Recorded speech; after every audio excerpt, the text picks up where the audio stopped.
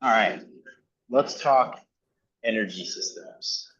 So we've definitely gone through some of these different energy systems before. So this will be a little bit of a review. And today, kind of what I want to do with it is build on it and have you guys start to um, think and identify what different workouts are gonna, what they are and what energy systems they are. So basically, what I want you to walk away from today is a really good grasp on if you need to work on weakness XYZ, or if you have an athlete that's gonna go, try to do a high rocks or a half marathon, something like that, you kind of know how to tailor and send them in the direction to go to. I think right now in the fitness space, everybody is an expert and they have their way that's so much better and it's data proven and data driven. But I've never personally seen any data that has come out. They just it's their personal preference and they act like they have it, but they have no measurable, observable, and repeatable workouts and analytics that they're putting up for. So I think until those things come out, I think all the stuff you see on Instagram, you have to take it with a grain. And I think you also have to recognize and identify what is their goal, right? Their goal might not be perfect, well-rounded fitness. Their goal might be, a high rocks, or their goal might be being healthy, but being able to run a marathon or whatever it could be there. So I kind of want to talk about that because I just think that's a really hot topic that's on the internet right now. And I think a lot of people are questioning CrossFit's methodology because of it. I see it at my gym a ton. So let's just kind of go through energy systems, and then we'll get into like all that stuff and identify and work. So when we talk about the definition of CrossFit, does anybody know that off the top of their head, like the actual definition? All right, so constantly varied functional movement executed at high intensity, right? A constantly varied part of this is going to be the part that we start to talk about programming, right? And then do you guys know the definition of like what fitness is? It's another tricky one. So this is an individual's work capacity across broad times and modal domains. So I think what a lot of people are missing is in those two statements, right? In our methodology, we have the variance. We can change things. That may be a 5 second one rep max lift, or that could be you come to class today and we do a marathon row, right? My gym's running a marathon in a week. Um, could be, anything in between as well. So we have the ability in good CrossFit programming to be checking the boxes of all these different energy systems we're about to go through. And then when we talk about what is broad fitness and what is the definition in defining it, there was no definition. And then Greg Glassman adapted this definition when he was creating methodologies. So you can't create a fitness methodology and then not have a tangible definition for what being fit is. So we talk about broad times and modal domains. Broad times, anything on the board is fair game, and broad time, anything on the board is fair game, and then modal domain, anything that is a physical task is fair game. That could be with weight, without weight, moving your body, moving across, space like a run. Literally, all that's on the board. I think the issue with CrossFit and how people start to question it when it comes to this is we have an hour in class, right? So in that hour, I've got to be able to execute teaching, seeing, and correcting, have people move safe and choose what they're going to do, and then do a workout. And now we have programming that's also doing multiple pieces. So when we start to look at our broad times, what are we losing out on? Long shit, right? So then you look at the class of a CrossFit and you go, okay, because we're operating in an hour, we actually start to cut off the tip of our methodology, and that's our long workouts, right? Some of the real diehard CrossFit gyms still do it. Bar 10 here does it all the time. They just rode, I think it was a half marathon. I think they had 21,000 meter row. That was the workout of their day.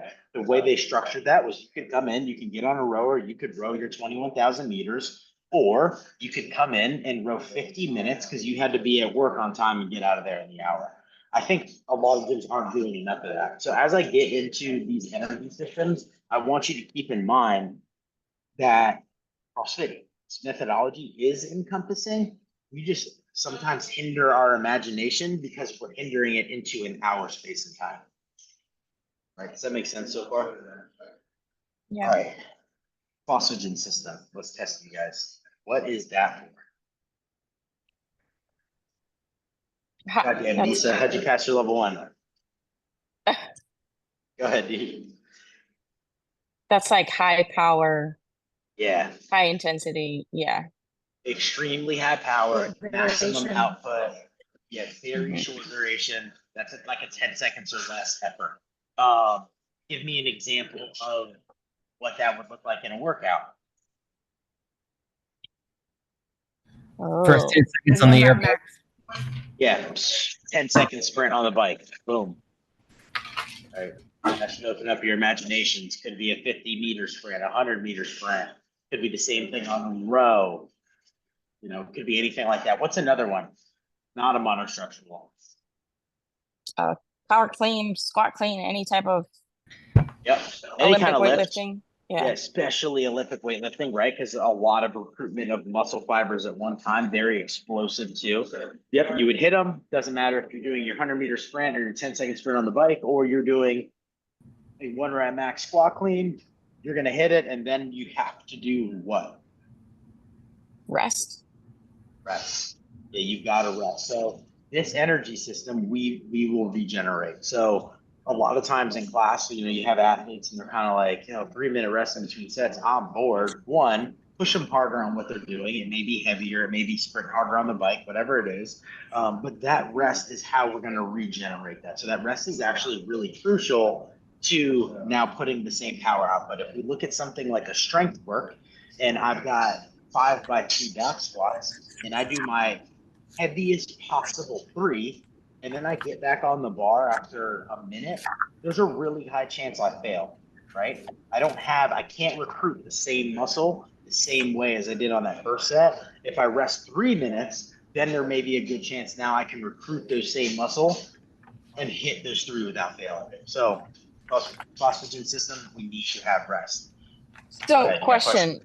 Yeah, with the phosphagen pathway. So that means if we do a set of 3, it's still using the phosphagen pathway.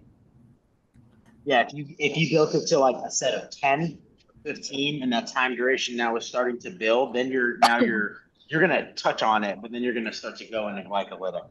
Yeah, set of Okay. 3, like if you go 1, 2, 3 back squats, unless you're standing there at the top and just like Yeah. hitting, you're probably Okay. gonna be in like a 10-second window. It doesn't mean it has to be Okay. rep. You would do that, you would figure that out more by like time.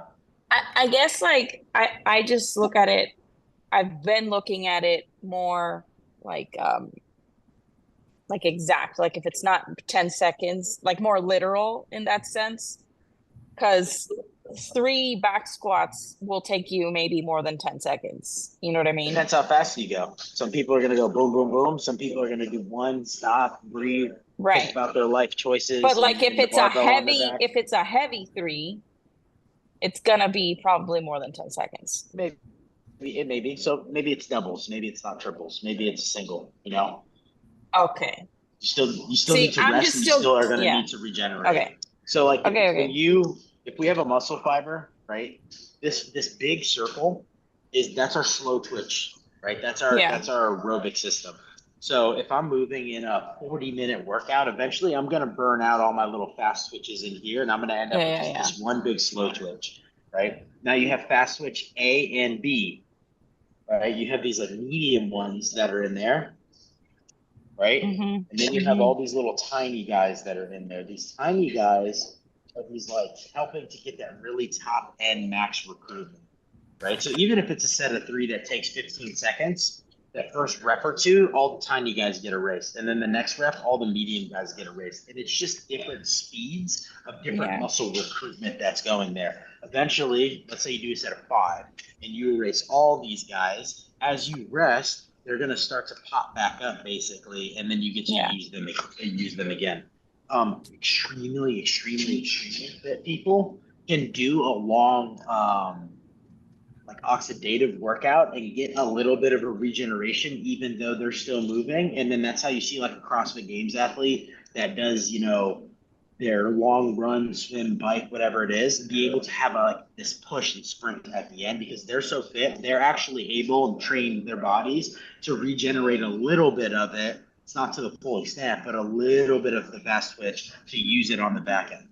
Right? They are able to finish strong. I don't remember which article it was, but he talked about that. Like you have somebody that does an endurance event, the one that trains intervals and anaerobic is usually able to have this little extra push versus the one that never trains that and is just always long and slow, really doesn't have another gear to go into in the end. That's what you're seeing there with that. Wouldn't the opposite hold true though?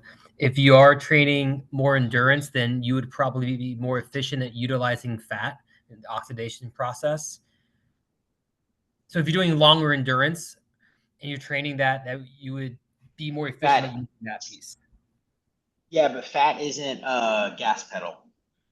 You keep moving, but fat's not my energy source to sprint.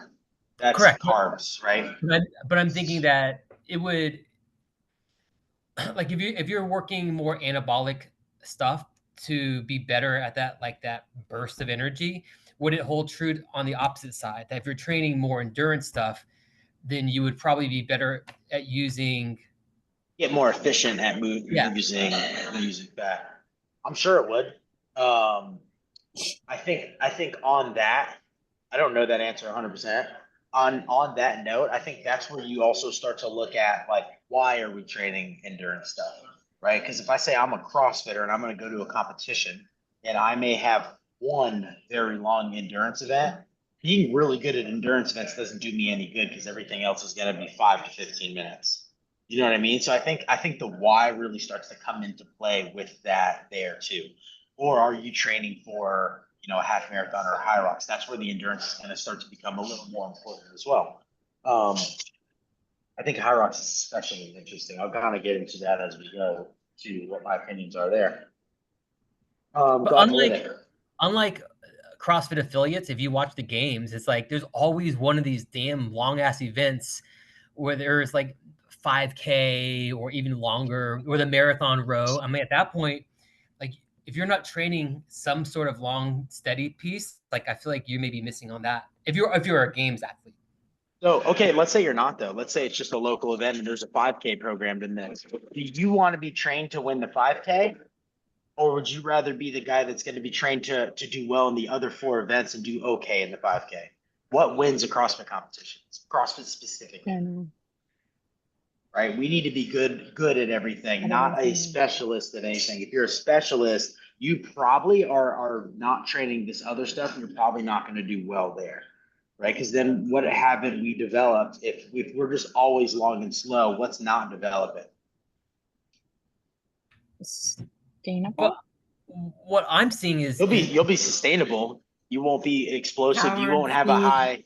Yeah, your power won't be there because your power over, not for a 10-second window, but more of a glycolytic window. Your lactate threshold will not be trained enough for a CrossFit Metcon, right? I feel like what I see is that most CrossFit affiliates were doing a ton of the short, intense bursts, but there's really not much of the long, sustained stuff, except for what you said earlier in the call. Like there's a few of these gyms that are doing some of that long, sustained stuff.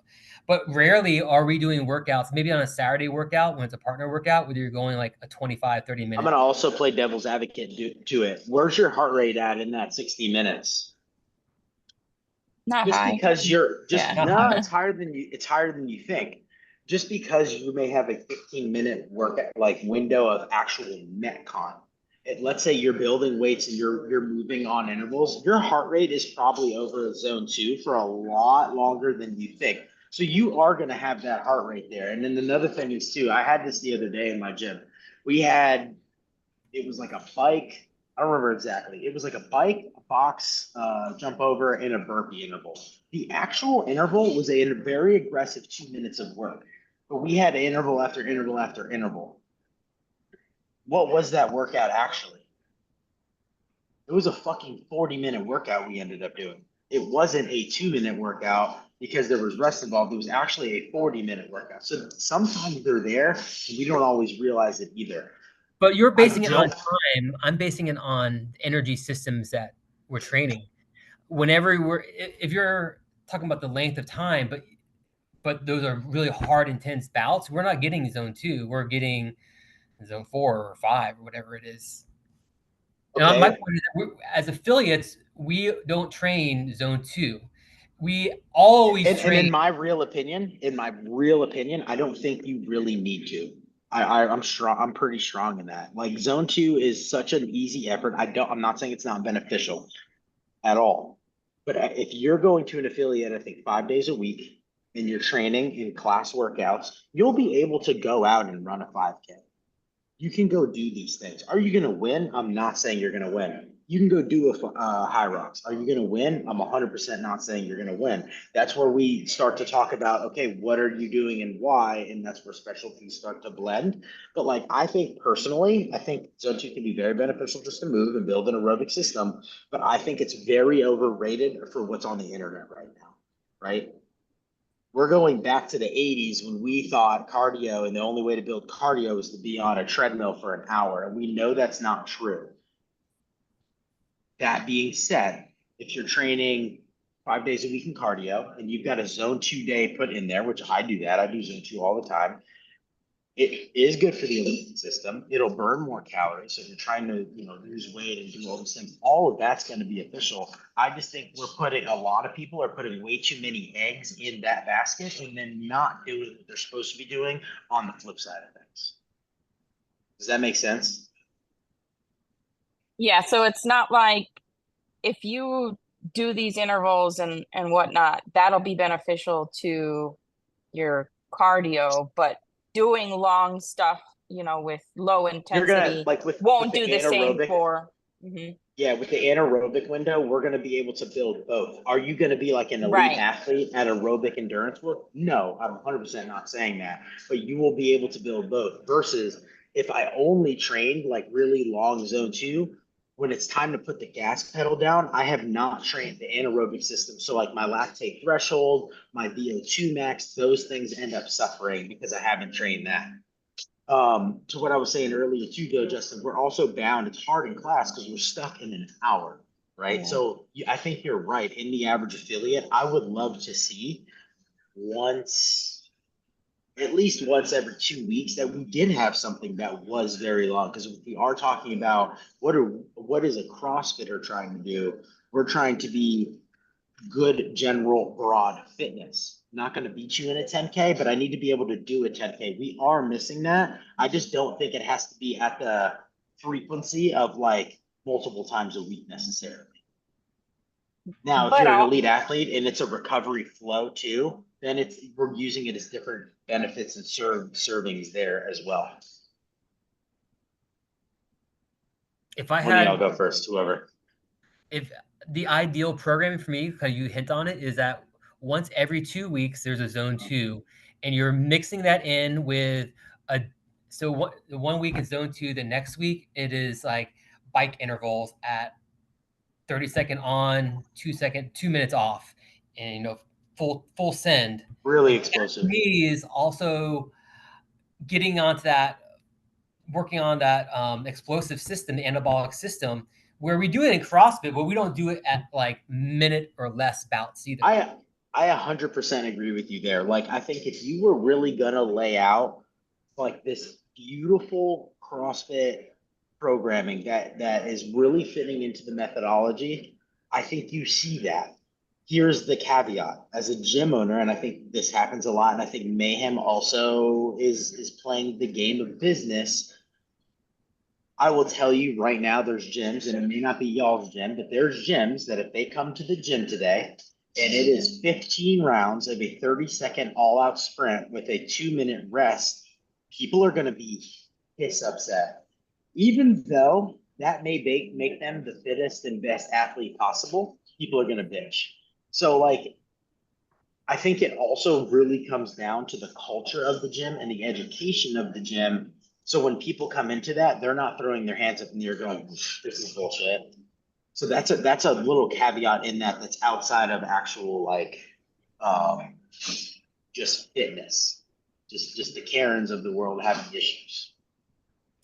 I see this all the time in the yoga world. It's like Drives me crazy. They drive me crazy because they want to have it. They want it to be things they're good at, and if it's too challenging, then it It's sucks. bullshit. If I'm doing breath work or meditation and we're not moving, it's bullshit to them. Then Someone's angry. and it's like it has to fall into these parameters that is perfectly in their comfort zone. If it's not, there's shit hits the fan. No Like different. today's No different in the workout, CrossFit like world. oh my god, the mental fragility in the room today, because there was just like a lot of cardio and there was like handstand push-ups. There was like 3 or 4 people I saw just like not doing stuff. I'm like, God. And then like when you look at that, so like we can talk about programming, we can talk about, you know, the 60+ minute workout. We can talk about what we had today. Today, just to sum up, guys, if you're not on Mayhem, it was some handstand push-up work and then just absolute pain to the max bike and row intervals. And you get a good rest, but I mean, if you do it right, you're gonna roll around on the ground like in tears kind of pain. I think when you program for making the best athlete, you are going to hit people that are upset. I think that's where it really does come down to like the culture of the gym, that we're like CrossFit has lost this, like we're hard asses. And then now there's a lot of people that are a little like soft, in my opinion. And it lost the OG, like you see it in these articles when you open it. What's the first thing you see? It's Pukey throwing up, messed up off of a rower. Like, God forbid CrossFit ever posted that now. People would be upset, right? I think we've lost the grit of it. So when we see things like today, people complain and they don't do it right. And what did they do, Justin? They got on the rower, the bike, and they were just cruising. They completely missed the time, the stimulus. And then what actually happens to those people? They don't get results that they want, right? They don't get fitter, and then they say, "Oh, the programming's bad," and it's really not necessarily always the case. It's the execution, and I think the mental fortitude, like you're talking about, of what just completely got missed and out the window. I think it's a very programming is such a hot topic because people get emotional about it, you know, and they want to do what they want to do, and they don't want to do what they're bad at. And then what do we need the most? We probably need to be doing the things that we're bad at because that's where our holes in fitness actually are, right? Well, to play Yeah, like that can also. you go Sorry, ahead, Holly. go ahead. You go ahead, Holly. Well, I was just thinking that I think that also comes down to a lot of, okay, so there's a lot of psychology that goes into programming training anyways. So that's where I think training coaches to be able to kind of handle that and explain to the group. Like sometimes that's Be able all to that they need. educate. Hey guys, this is gonna suck, but we're gonna push it. This is why we're doing it. Just a quick little explanation to help people like mentally understand. 100%. It's not gonna be like this every day. We're doing this once today. Yeah, I totally agree with that. We had some really nasty intervals a couple weeks ago, and it was like a mayhem hybrid that I tweaked. And in my whiteboard brief, I drew the graph before class came in and was like, "Hey, this is what we're doing today. This is why we're doing it." And I think it really helps people actually execute it correctly. Because, dude, it hurts to get into a VO2 max range where your heart rate's at 190. Like, it doesn't feel good. So I agree with that. I think a lot of coaching education to members, to clients isn't there. And maybe it's just a whiteboard brief of like, okay, we're doing this and this is the time you should try to do it in. And then it's left at that. And they don't understand the why behind it. Yeah. So I think that's really spot on. Dee, what were you going to say? Just to like add on that and kind of playing devil's advocate as well. Some people are just going to move, you know. So Yeah, you're 100% right. on that, like that's when like okay, a coach has to educate on to why we're doing what we're doing that day, like what the goal is. Also they should know how to modify, you know, for those people that don't really care and just want to go to move. You know, it doesn't have to be that bad if you don't want it to be that bad. Here's the beauty of it, right? Today, I ran a test round for our rower and our bike, right? So in our test round, I was like, whatever you got in that, you're going to subtract 2 to 3 calories off, and that's your number. right? So what I actually did was not put the, all the guys and the girls on the bike doing a full 20 or a 15 cal. Some of them started off with just like 10, 10, 10, 10. And they were able to hit the stimulus. And it also helped with the psychological tolerances of how hard they can push to land in the number, right? I think it's 100% true. Some people are there just to sweat, but I also think there's this weird, dangerous, invisible line that if I just kind of allow everyone to come in and not really respect what we're doing, like we're a CrossFit gym. If you want to come sweat, I'm all for that. But there's something called Orange Theory that might be better for you, right? So we also still need to respect like the methodology and what we're actually doing to it, right? And that's why I think scaling does come into play, because I can scale you to get the stimulus we want and the intent we want. And the And have you psychology feeling part of good. it. Remember, like we've spoken about, okay, maybe on one of these workouts, you gotta be real with them and say, okay, if you don't want to do this, then how about you do this? Kind of like do an exchange here so that they kind of keep the stimulus, but they're kind of less mad about it in a way. Our 20 cal bike, right? Well, 20 cal eco bike, I don't got to tell you guys, is not particularly fun, right? If I've got person A that does all 20 cals, and our stimulus today that I briefed was you need to be off of that erg every time you get on it in a minute or less. It was an all out pretty much sprint today. It's very aggressive. So I got person A that does 20 cal, and I got person B that does 8 cals. If they both hit it hard and they both get on or get off in the time I'm gonna get off, and we both spiked our heart rate up, then what did we accomplish? We got into maybe that VO2 max range. We got into that little bit of like lactic threshold. Their legs are burning. We still technically hit the stimulus we wanted, even though there was a 12-calorie difference from person A to person B, right? And that may be a physical change that we needed to do, or it could be a mental change, a mental skill that we needed to do for it. That's why scaling, it really is like one of the most important things you have to execute. Yeah, I mean, intensity is going to be relative to the athlete and to the level that they're 100%. at. 100%. And then when we talk about intensity, pretty plain and simple, we have to get into some kind of discomfort to move our fitness needs, right? If we're never not comfortable, we're pretty much going to baseline stay the same. And that's why I think you see a lot of people at like Globo gyms kind of like they get fitter and then they kind of just stay the same because they're just in that comfortable routine that they've been doing, and they're not necessarily like pushing failed reps with a spotter and things like that. Anything else before I go to glycolytic?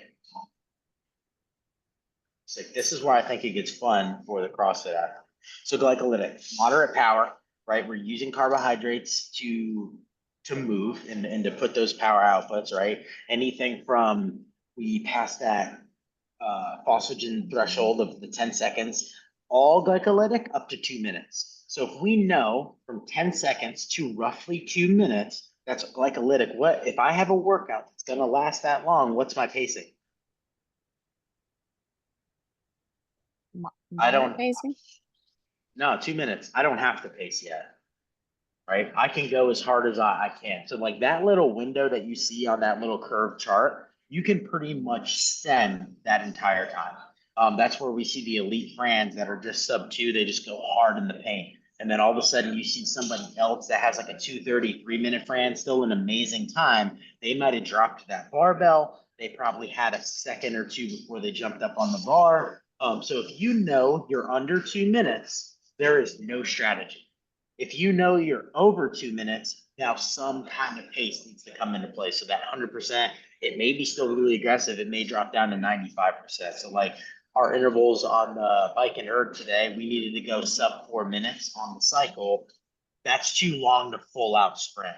So I'm going to probably work at like 90. It's still going to hurt really bad. It's still going to be really aggressive, but there's just a little bit of a pullback. So anytime you guys see that, that's how you can gauge someone and coach someone for pacing. Or if it's your workout, can I go all in or should I not go all in? So 10 seconds, 2 minutes is your window there.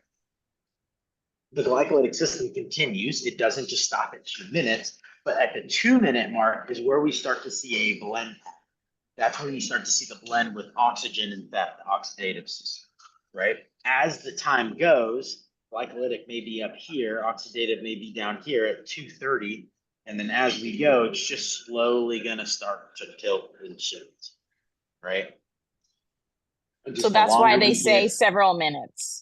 That's why they say several minutes, right? You'll be more glycolytic for several minutes. And then for me personally, I can tell you where the mark is. It's right around the 11-minute mark is where my power goes whoosh, off a cliff and it starts to fall. So it's like if I know I have a 10-minute workout I can be fairly aggressive on, I know if I'm going 15, I've got to be a little smarter on the pacing. Of course, if it's an interval and I have rest, that's a different case. But that's where you see the blend there, right? Questions on that? Does that make sense? Does any of you ever feel that in your own workouts, like where you personally are? I didn't notice it. Yeah, that was something I figured out with me like early in my career. It used to be about 13 minutes and now I'm a little older. I'm not quite as fit and it's more like 11 minutes now where I have that shift. If you can learn that about you, it'll help you pace your workouts even better personally. See, but when you talk about like a workout, that's where I get confused. Because now you're talking about 11 minutes. Metcon. So Metcon can take 11 minutes, right? Well, It could take well, 20 minutes. It could take 5 minutes. yeah, but we're talking about pathways and we're talking about glycolytic are. being only several minutes. 11 minutes is several minutes. Start to see a shift.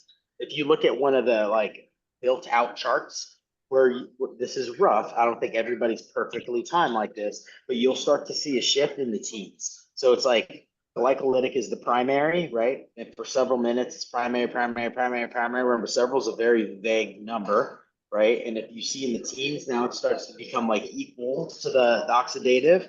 And then past teens, like approaching like those like higher teens and 20s, oxidative starts taking over, glycolytic continues. Okay.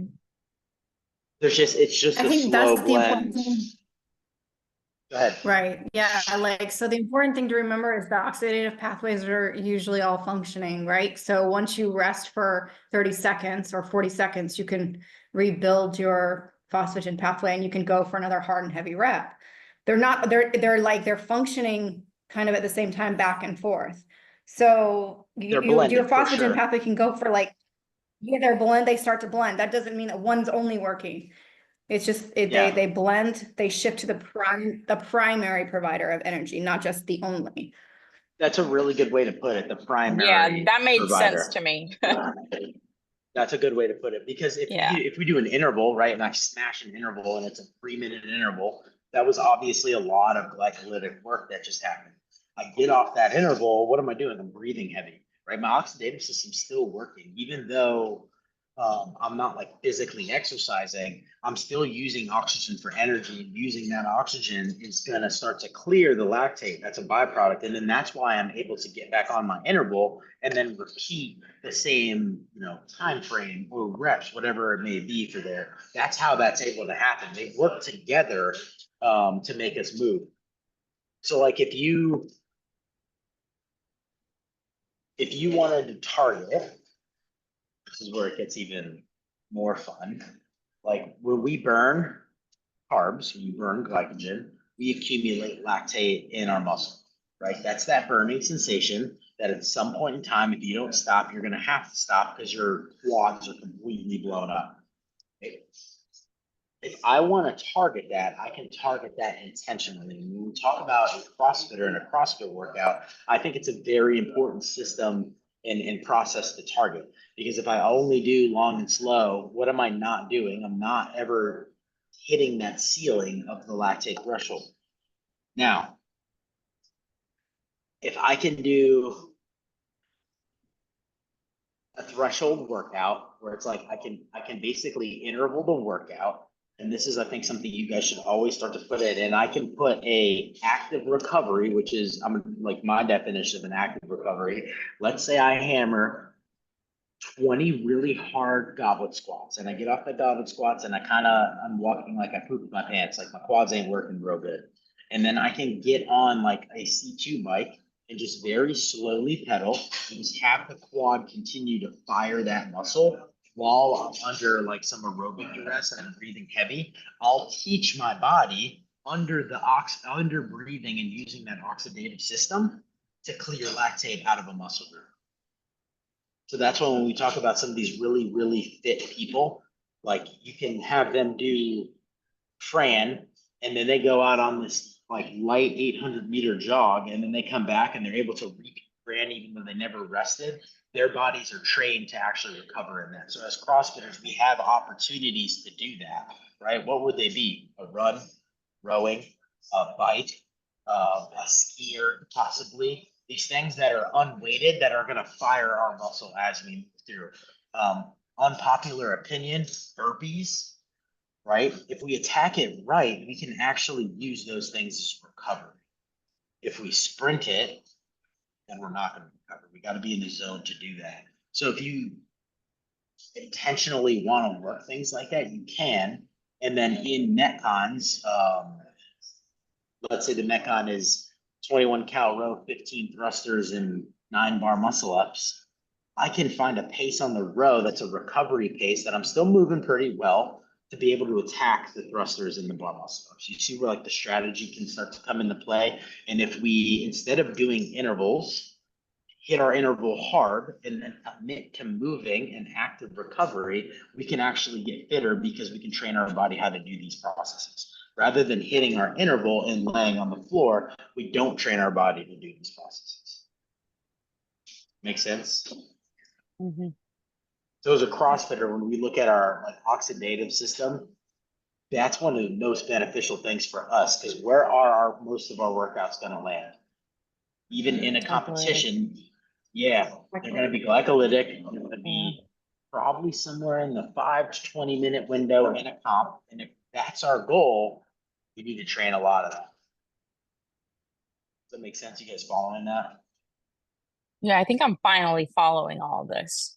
Cool. It only took me like years to get this. Years. Like to really understand it. It's honestly very, very confusing because then you have all this and then you add into the pot, like Joe Schmo is saying on Instagram, and Joe Schmo is training his athletes for XYZ event that have actually nothing to do with what maybe we're doing. And it gets confusing, right? Mm-hmm.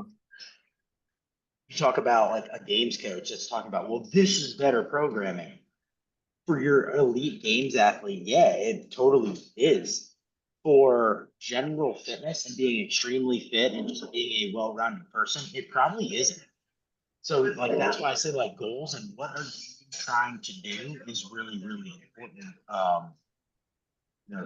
For your own specific goal or whatever you're gonna attack. That's what I liked about this article. Well, this article was good because, when you're taking a class in energy systems, there's so much science and biochemistry that goes into it. And this is the practical application. This is what it all means. This is how to apply it. Like, let's not use chemical symbols and all that. Let's just talk about the nitty-gritty details. And I think you actually said the most important thing we said on the call today is, then you might have to say it again because I'm already brain farting, but that they're integrated. Right. Yeah. So I think for some reason right now, a lot of people are getting into these camps where they're like, I have to do this and I have to do this and I have to do this. And what they're not realizing is physiologically, our body, they're all intertwined. So it's like they're trying to put their workouts into these separate camps when they don't really have to everything. Doing it at times is variance. That is what CrossFit is telling us to do. But at other times, we don't need to because we are getting layover and we are blending them. One of the coolest things that for me that I've kind of enjoyed, I got to Whoop, and I'm going to tell you right now, it does a decent job. It's not 100% accurate. Yesterday, I couldn't talk and I was coughing and I thought I was going to throw up. My heart rate was 100% maxed out on the workout I did. And Whoop thought my heart rate was 160. Promise you it wasn't. Like I couldn't function. So it's gonna miss sometimes. And even in the bottom of one of the articles, we talk about heart rate monitors, and it was like you throw in all these different factors, and that's gonna change what your heart rate reads on a monitor. So we can't live and die by it. But one thing I will say is like when I warm up properly, right? Because sometimes I don't. But when I warm up properly, right? And if it's a barbell or a gymnastic and I do the proper specific warm-up sets for that, I hit my workout. I've been trying to also cool down like on a bike occasionally. I don't do it always, but when you just look at those first three things and you see where my heart rate started to pick up and elevate, it picks up about 5 minutes into the warm up. And then from that 5 minute mark to that 45, 50 minute mark to where I stop and I cool down, my heart rate's pretty much over 120 the entire time. Right. So you go,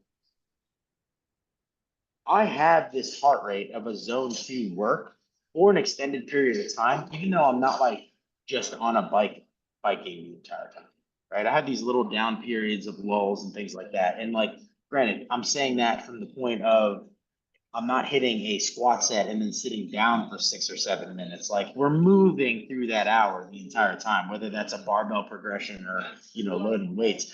But I think we sneak in a lot more fitness than we think we sneak in. And I just don't think it's necessary for you guys to go to the gym and have to be on a C2 bike for a couple hours multiple times a week. I just don't. If you're gonna do it for recovery and your mental sanity, or you're just gonna try to burn more cows, I'm all for that. Like absolutely do it. That being said, sometimes you do got to go long, and it is hard in the CrossFit class. But that fits into our variance. Questions or thoughts on that? I guess I was thinking like if you like I don't think it's wrong for 1 day a week in the class you I don't just either. move instead of like taking it as an all out whatever it's supposed to be. Maybe you just want to get that class and be on zone 2 for that day. I don't think anything's wrong, right? If someone is going in the gym and exercising, good job, right? I think we have to be careful, like we talked about with like the culture. Yeah. Right? We can't have people go in and be like, well, I don't squat. Like, fuck you. Like that, you don't fit here then. You know what I mean? There's a place for you.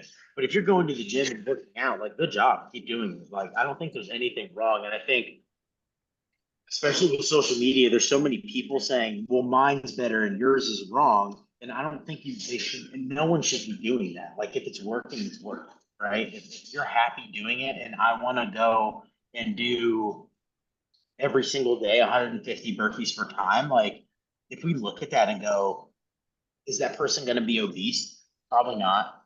Are they going to have health conditions? Probably not. They're going to have some kind of cardiovascular health, some kind of strength to get off the floor when they're 80 years old. So like if it works and it makes somebody happy, I think really at the end of the day, like do it. 100% do it. As long as you're not going to like hurt yourself. Yeah, but I think it also like that's when you knowing the athletes and like if they had a hard day at work, if they're going through something difficult or whatever, like that's when the relationship comes into play and you can say, hey, maybe today just take it easy, like I think that's important. Yeah, totally too. fine. I just think the one time that's going to change is when you go, I'm not getting the results I want. Absolutely. Right. Yeah. I think that's when that conversation changes and you go, okay, like if you come to me and you tell me your goal is the highest fitness level you can get in, or the most ripped 6-pack and whatever it is, that's where the coaching and you need to be abiding by that. So I think there is a line that depending on what you're telling me you want is a big difference too. Because I mean, at the end of the day, to be as fit as you physically want to fit, like I don't have to tell you guys, there's a lot of days of the week that aren't fun, right? What do you have out? If you work out 5 times a week and you're trying to be a semifinals level athlete, how many workouts do you probably actually enjoy? Probably 2. I'm going to say 2 of them have movements you like, and then the other ones are probably something you don't like, but you need to do, right? Let's go through just a couple things because I think this will help as like coaches. Interval work, right? We work really hard. We go back. What are we working on there?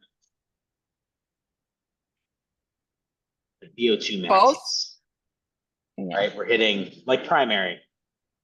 We're going to use Holly's term, like primary goals.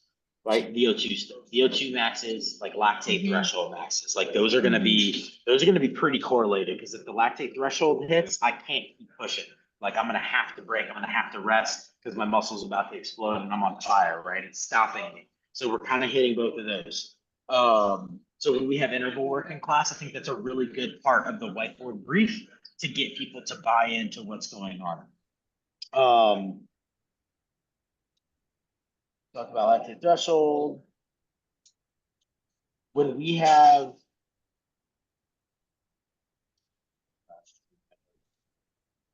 workouts that are like the mixed modality, like the classic CrossFit workout, I think that's a good opportunity to kind of take some of this education when we talk about lactate thresholds and put that into your pacing. So how I talked about earlier, like you can use the row as a recovery, you can use the burpees as a recovery. Start to try to look at your workouts and just do it for yourself at first and identify, okay, where can I like get back to to being able to hammer. So like yesterday, I'm going to use that as an example. Our mayhem WOD, I had to tweak because we don't have the logistics to do pull-ups, wall balls, and wall walks. Like we just don't have that spacing. So I took the wall walks out and we did 6 burpees. And the way I briefed the class was hammer the wall ball, go unbroken, and then hammer the pull up. If you have to break, it's 1 set, you get right back up there. And then when you get to the burpee, it's only 6, but don't sprint them. Take a step back, lay down, a step forward, stand up, jump. So it's like this old man burpee, right? It's real slow. And then on the last round, sprint those. And what it ended up doing was they got a chance to actually be taking some big breaths in and kind of recovering. And then they were able to hammer the wall ball, hammer the pull up. So when we see things that don't have like a strenuous body weight lift, like a pull up, handstand push up, or we don't have load, let's use those workouts to start to get smarter in them to coach our classes to kind of let it recover, right? Movement's the goal. Speed is what we're going to control there. And it's a really good thing that you guys can start to practice too, that I think is very, very helpful. I like that. Yeah, it's been helping me personally a lot. Like I've been trying to pay attention to it in my workouts, and I'm able to do a lot better in them because I do have this very like thoughtful approach to what I'm doing. That being said, sometimes you just gotta have a good old time and hammer away, right? Sometimes it's okay to make a mistake, or it's okay to be ballsy and try to go unbroken on something maybe you shouldn't, because you will also learn stuff about yourself and you will also surprise yourself. So don't play it safe 100% of the time. Be smart most of the time. And then 10-15% of the time, go as hard in the paint as you want, right? Throw that heavy weight up, whatever it's going to be. What do you guys have? Any thoughts? I can't remember the workout. It was so long ago, but I remember just even talking about, it was not a super heavy thruster, but even talking about the breathing during thrusters, because you can recover a little difference. bit. You can actually, I showed them that I can talk doing my throat. I mean, not a heavy one, right? But if you have your breathing right, you can pace your thrusters so that you're not just panicking, which is what most people, they freak out at the word thruster and then they breathe all heavy and get scared. They're panicking from when they wake up in the morning until that workout, basically. Yeah, you're 100% spot on. I don't know. I'm sure you guys follow Matt Frazier. I don't know if it was his page or HWPO page. He just had a little breakdown on that. Granted, probably the fittest guy ever, right? I hate to admit that, but it's probably true. And like he was on a light barbell, he was yoking some down, but to him, that's like us doing, an empty barbell or a PVC pipe. But then he talked about like the pause and the cadence that happened. And I thought that was a really good post to kind of like show people the different speeds that you can take there as well.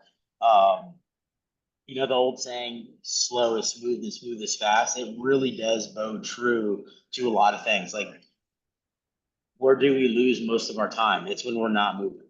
And the 45 seconds of not moving feels like 10 when your heart rate's at 175, but it's not. It's a minute. It's 45 seconds. So like even if you're moving slow, you're going to be moving a hell of a lot faster than like not. That's a good point.